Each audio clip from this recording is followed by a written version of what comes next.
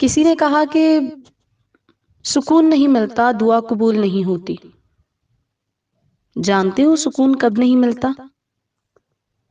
جب ہم ان چیزوں کے پیچھے بھاگتے ہیں جو ہماری نہیں ہوتی، اور پھر ہم ان چیزوں کو بھی نظر انداز کر دیتے ہیں جو ہماری دسترس میں ہوتی ہیں۔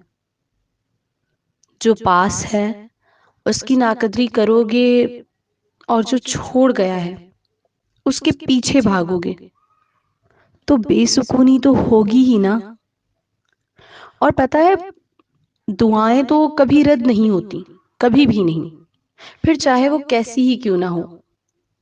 ہاں، لیکن ہر چیز کا مقرر وقت ضرور ہوتا ہے، اور کچھ دعائیں وہ دیر سے اس لیے قبول کرتا ہے کیونکہ وہ ہم سے رابطہ رکھنا چاہتا ہے، اور اگر وہ رابطہ رکھنا چاہتا ہے تو دعاؤں کی قبولیت سے کیا غرض؟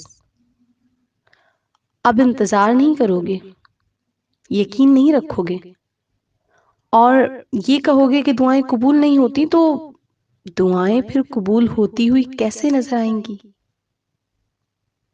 اللہ ہر چیز پر قادر ہے، اس کے بعد کوئی سوال نہیں بچتا۔